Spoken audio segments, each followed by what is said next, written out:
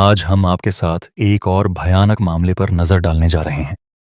धन, स्त्री और जमीन के लिए किसी की भी ईमानदारी डगमगा सकती है। लेकिन भारत के उत्तर प्रदेश राज्य के बसंतपुर गांव में न सिर्फ धन और जमीन के लिए ईमानदारी डगमगा गई, बल्कि ऐसा नरसंहार हुआ जो हमें यह पूछने पर मजबूर कर देता है कि क्या वाकई कोई इंसान ऐसा कर सकता है। यह कहानी तब शुरू होती है जब केन्या की रोजमेरी वासनीरू नाम की एक लड़की भारत आती है। रोजमेरी सोशल मीडिया प्लेटफॉर्म पर भारत के विभोर त्यागी नाम के एक लड़के से चैट कर रही थी। एक दिन विभोर ने रोजमेरी को फ्रेंड रिक्वेस्ट भेजी, जिसे उसने स्वीकार कर लिया। इसके बाद विभोर ने उसे मैसेज किया और उनकी बातचीत शुरू हो गई। समय के साथ साथ उनकी दोस्ती इतनी गहरी हो गई कि रोजमेरी ने तय कर लिया कि वह विभोर से मिलने भारत आएगी। अपने फैसले पर कायम रहते हुए रोजमेरी जुलाई 2021 में भारत आई। हालांकि उससे मिलते ही विभोर के इरादे बदल गए। दरअसल जब रोजमेरी भारत आई तो वह विभोर के अलावा किसी को नहीं जानती थी। इसका फायदा उठाकर विभोर ने उसे अपनी लोकेशन भेजी और उसे सिहानी गेट नामक जगह पर बुलाया। जब रोजमेरी पहुंची तो विभोर पहले से ही कार लेकर वहां मौजूद था और उसका एक दोस्त कार के अंदर बैठा था। रोजमेरी बहुत खुश थी। उसे लगा कि उसका दोस्त विभोर उसे अपना गांव घुमाएगा और अगले कुछ दिनों में उसे नई चीजें सिखाएगा। लेकिन अचानक विभोर ने एक फैक्ट्री के पास अपनी कार रोकी। उसने अपने दोस्त के साथ मिलकर 12,000 रुपए यानी करीब 140 अमेरिकी डॉलर और उसका फोन छीन लिया और भाग गया। फैक्ट्री के आसपास का इलाका पूरी तरह सुनसान था, जिससे रोजमेरी खाली सड़क पर बिना पैसे और बिना फोन के फंस गई। उस सुनसान सड़क पर बेबस खड़ी होकर वह रोने लगी। किसी तरह उसने एक राहगीर से मदद मांगी और सिहानी गेट थाने पहुंची। वहां पहुंचकर रोजमेरी ने पुलिस को अपनी आपबीती सुनाई, जिसने मामले को बहुत गंभीरता से लिया और तुरंत विभोर को ढूंढने के लिए एक विशेष टीम तैनात की। इस बीच विभोर को पता था कि रोजमेरी घटना की सूचना पुलिस को दे सकती है और अगर पुलिस उस पर नजर रखना शुरू कर दे तो उसे जल्दी पकड़ा जा सकता है।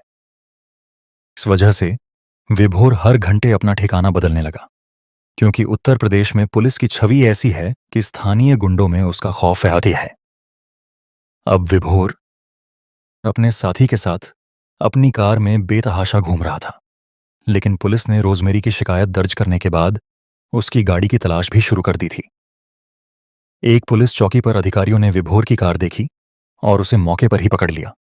आमतौर पर हर चोर चोरी का सामान जल्दी से जल्दी पैसे के लिए बेच देता है, लेकिन इस मामले में खास बात यह थी कि विभोर ने रोजमेरी से छीने गए पैसे खर्च भी नहीं किए थे। पुलिस ने रोजमेरी का फोन उसके पास से सही हालत में बरामद किया। यह देखकर रोजमेरी बहुत खुश हुई, क्योंकि उसे उसके पैसे वापस मिल गए थे और जिस फोन में उसके सभी महत्वपूर्ण संपर्क थे वह भी पुलिस ने उसे लौटा दिया। उसने पुलिस को धन्यवाद दिया और चली गई, जबकि विभोर और उसके साथी को सिहानी गेट थाने में सलाखों के पीछे बंद कर दिया गया। इसके बाद पुलिस ने दोनों व्यक्तियों के परिवारों की संपर्क जानकारी प्राप्त की और उन्हें उनके घृणित कार्यों के बारे में सूचित किया। विभोर के पिता जल्द ही सिहानी गेट थाने पहुंचे और अधिकारियों से विनती करते हुए कहा, सर, कृपया मेरे बेटे को जेल से रिहा कर दें।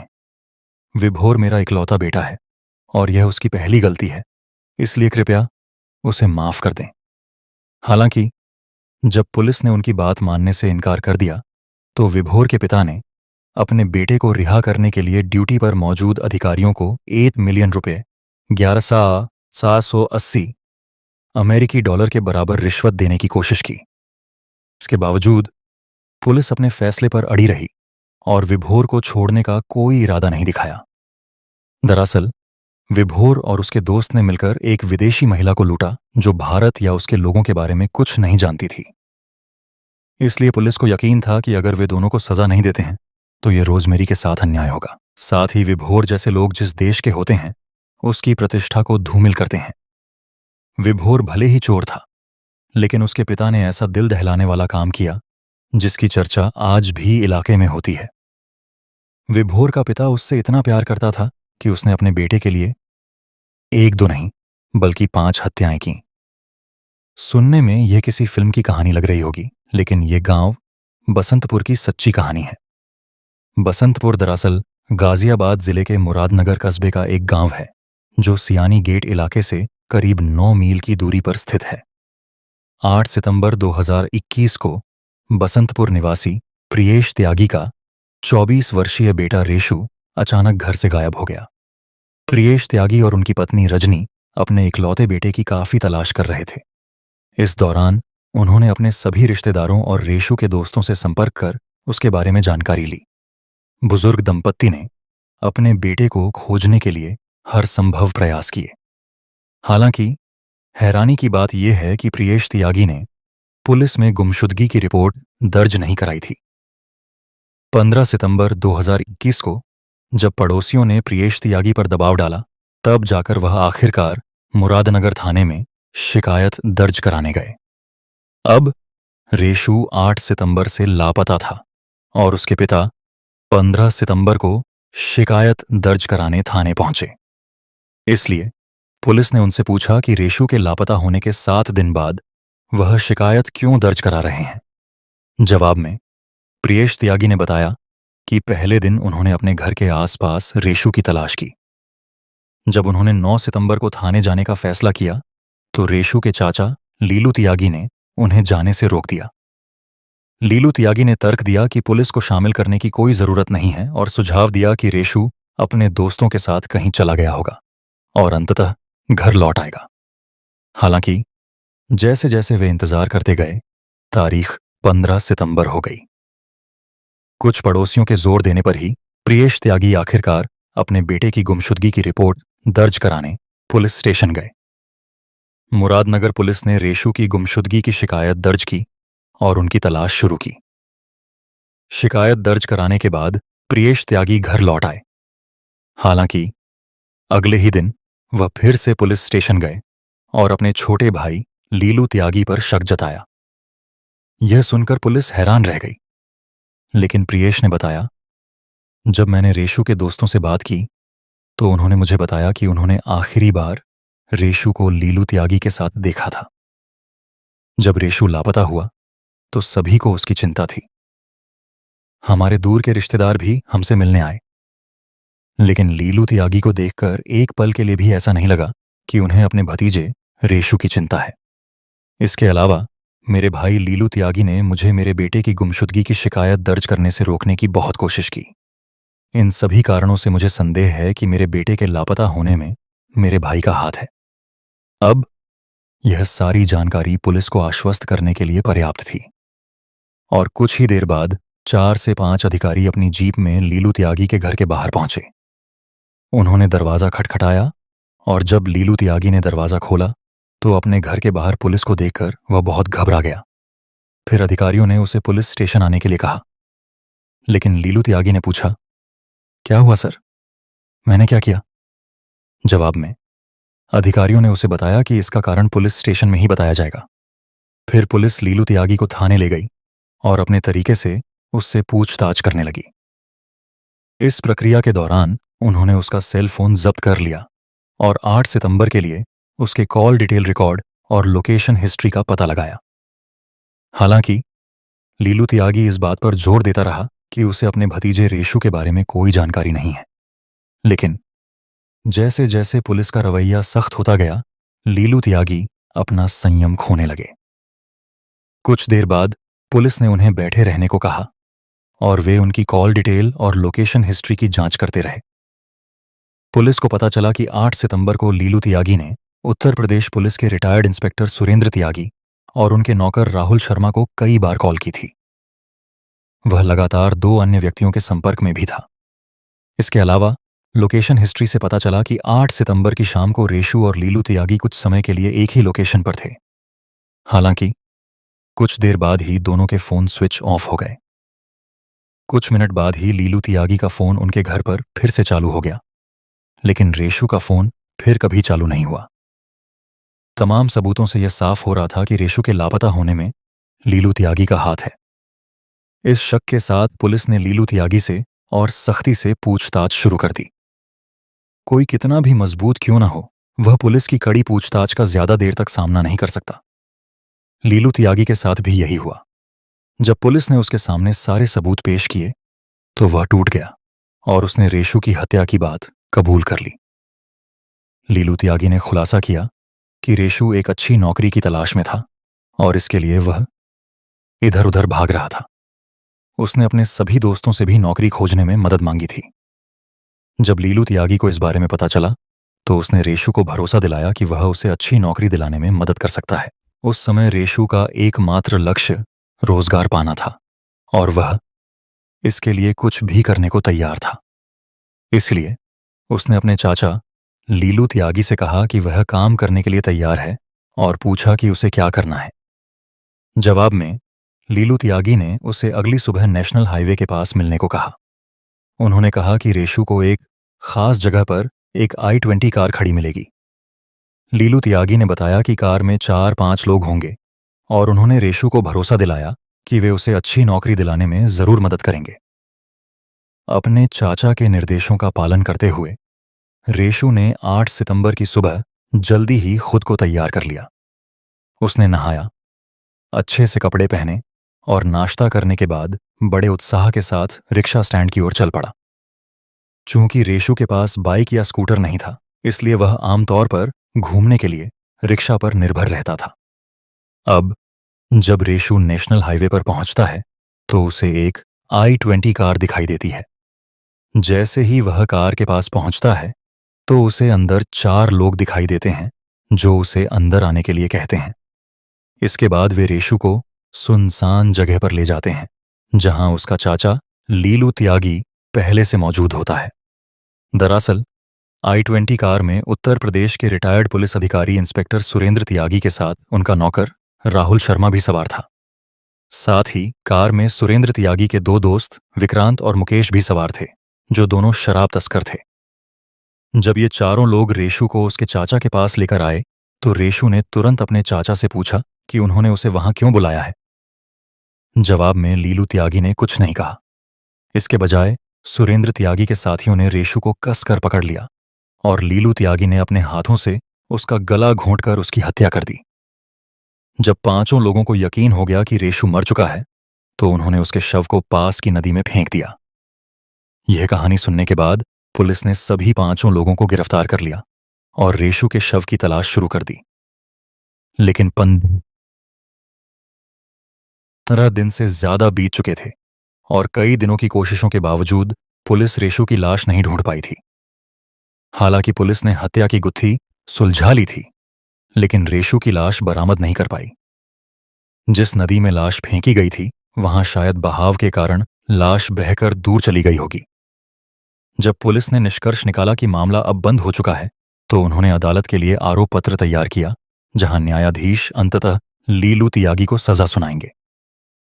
पुलिस को लगा कि मामला बंद हो चुका है, लेकिन रेशु की हत्या के बाद जब उन्होंने उसके चाचा लीलू त्यागी को गिरफ्तार किया तो परिवार को अचानक अपने घर के 4 सदस्यों की रहस्यमयी मौतों की याद आ गई, एक के बाद एक।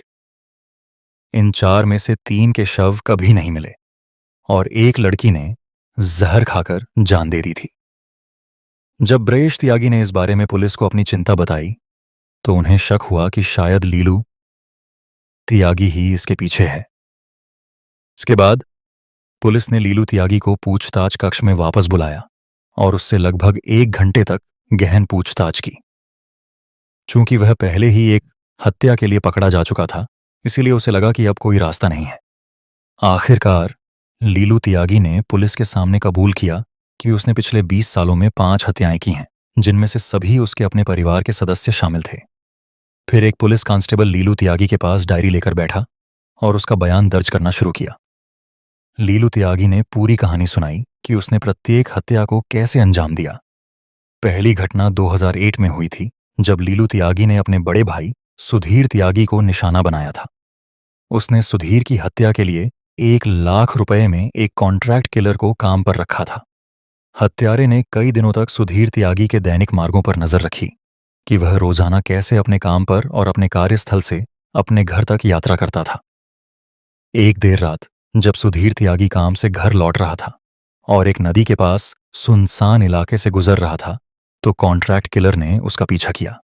एक बार जब वे सुनसान जगह पर पहुंचे तो हत्यारे ने एक साइलेंसर पिस्तौल निकाली, सुधीर त्यागी पर निशाना साधा और उसे गोली मार दी। अब चूंकि उसी रास्ते पर एक नदी थी, इसीलिए हत्यारे ने सुधीर त्यागी के शव को नदी में फेंक दिया। चिंता के कारण उन्होंने उसी रात उसकी तलाश शुरू कर दी और लीलू त्यागी को भी इसमें शामिल कर लिया ताकि उस पर किसी को शक न हो। हालांकि बाद में लीलू त्यागी ने परिवार के बाकी लोगों को सुझाव दिया कि हम सुधीर त्यागी को कहाँ ढूंढ सकते हैं। अगर हम पुलिस में शिकायत दर्ज कराते हैं तो पुलिस हमसे रोज पूछताछ करेगी, जिससे हमारी परेशानी बेवजह बढ़ जाएगी। खैर, भाई समझदार आदमी है और खुद ही लौट आएगा। परिवार लीलू त्यागी की बात से सहमत हो गया और नतीजतन सुधीर त्यागी की हत्या का पता नहीं चला। सुधीर त्यागी की हत्या के समय उनकी शादी को कुछ ही साल हुए थे और उनकी 3 और 7 साल की 2 छोटी बेटियां थीं। 2001 में परिवार ने सुधीर त्यागी के लौटने के लिए 1 साल से अधिक समय तक इंतजार किया। जब वह वापस नहीं आया तो उन्होंने फैसला किया कि लीलू त्यागी को सुधीर त्यागी की विधवा अनीता से शादी करनी चाहिए। परिवार की सहमति से लीलू त्यागी ने 2002 में अपने बड़े भाई की विधवा से शादी कर ली। लीलू त्यागी भी इस शादी से बहुत खुश थे क्योंकि वे हमेशा से अपनी साली से शादी करना चाहते थे। धीरे धीरे 1 साल बीत गया और 2003 में अनीता ने एक बेटे को जन्म दिया, जिसका नाम उन्होंने बिपोल रखा। बिपोल को पूरे परिवार ने प्यार से पाला और लीलू त्यागी और उनके भाई राकेश त्यागी दोनों के परिवार बेहद खुश थे। यह साल 2006 की बात है, जब एक दिन अनीता अपने बेटे बिपोल के साथ मायके गई हुई थी। उस समय अनीता और सुधीर त्यागी की बड़ी बेटी हारुल स्कूल गई हुई थी और उनकी 8 साल की छोटी बेटी पायल ने अपने सौतेले पिता लीलू त्यागी के साथ रहने का फैसला किया था। एक तरह से उस वक्त घर में सिर्फ लीलू त्यागी और उनकी छोटी सौतेली बेटी पायल ही थे। उसके बाद जब लीलू त्यागी ने पायल को खाना खिलाना शुरू किया तो उसने खाने में जहर मिलाकर उसे दे दिया। जैसे ही पायल ने खाना खाया, उसकी मौत हो गई। जब लीलू त्यागी को यकीन हो गया कि पायल की मौत हो गई है तो उसने गांव में अफवाह फैला दी कि पायल को सांप ने काट लिया है। बाद में जब कुछ बुजुर्ग ग्रामीणों ने पायल की सांस और नब्ज जांची तो उन्होंने पुष्टि की कि उसकी मौत हो चुकी है।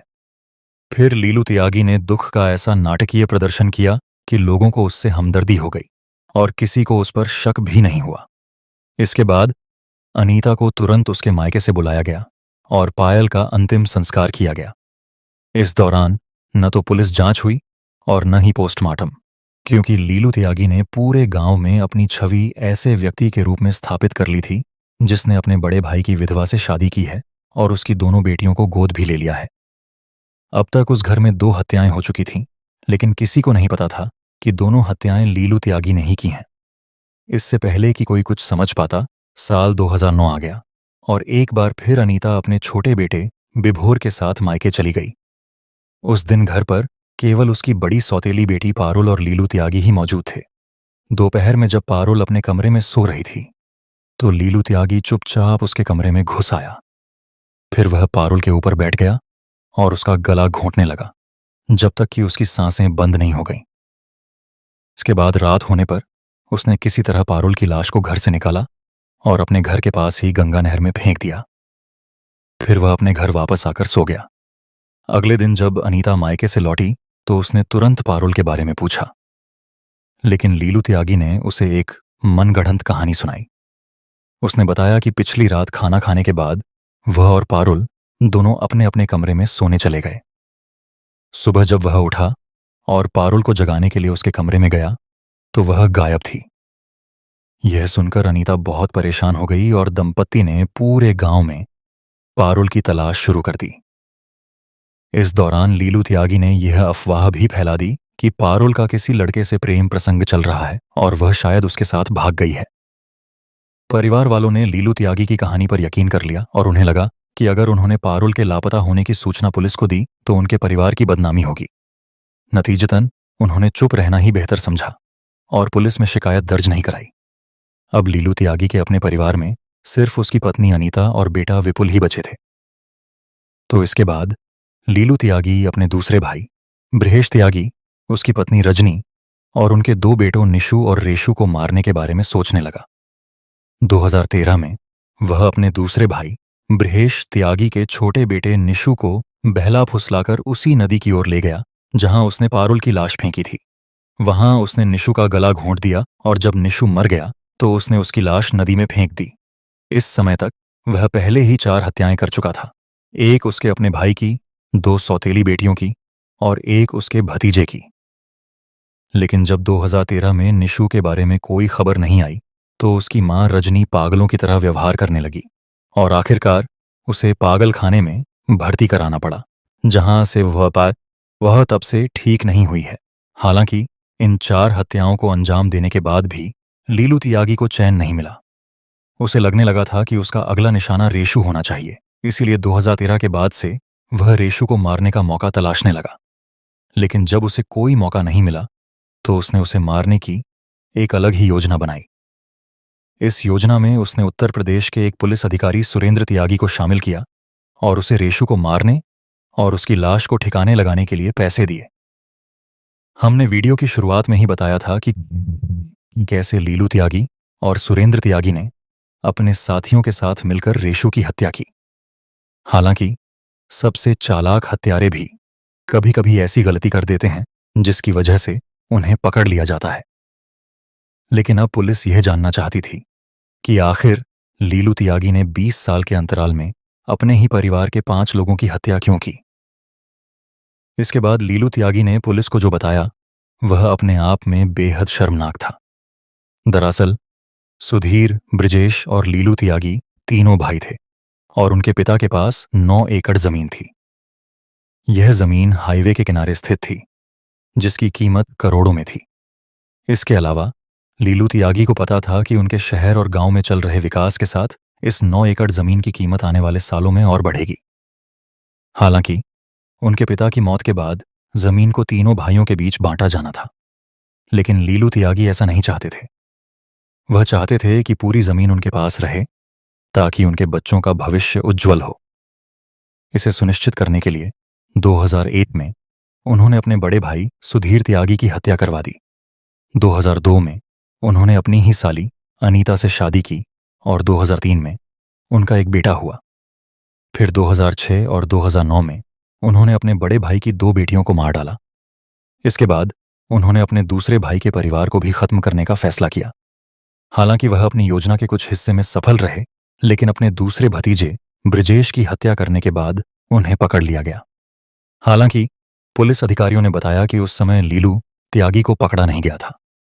उसकी अगली योजना अपने दूसरे भाई ब्रिजेश त्यागी की हत्या करने की थी। लीलू त्यागी का बयान लेने के बाद पुलिस ने इंस्पेक्टर सुरेंद्र त्यागी, उसके नौकर और इस मामले में शामिल अन्य 2 दोस्तों को गिरफ्तार कर लिया। इस वीडियो की शुरुआत में केन्या से आए अपने दोस्त को लूटने वाला बिबोर असल में लीलू त्यागी का बेटा था। जिस बेटे के लिए लीलू त्यागी ने अपने ही परिवार के 5 लोगों की हत्या की थी, वह भी गलत संगत के कारण अपराध की दुनिया में चला गया था। पुलिस के मुताबिक लीलू त्यागी अपने बेटे बिबोर से बहुत प्यार करता था और इस अत्यधिक स्नेह ने उसे बर्बाद कर दिया। हालांकि बिबोर का अपराध उसके पिता लीलू त्यागी जितना बड़ा नहीं था, लेकिन फिर भी इसने उसे अपराध की दुनिया में पहुंचा दिया था। ऐसा लगता है कि लीलू त्यागी की जिंदगी अब हमेशा के लिए सलाखों के पीछे ही कटेगी। लेकिन जमीन के लालच ने एक नहीं बल्कि पूरे 3 परिवारों को तबाह कर दिया है। न तो उसका बड़ा भाई और न ही उसकी 2 बेटियां जीवित हैं और न ही उसके दूसरे बुजुर्ग भाई और भाभी के पास अब बुढ़ापे में उनकी देखभाल करने वाले बच्चे हैं। तो इसी के साथ मुरादनगर हत्याकांड यहीं खत्म होता है। धन्यवाद।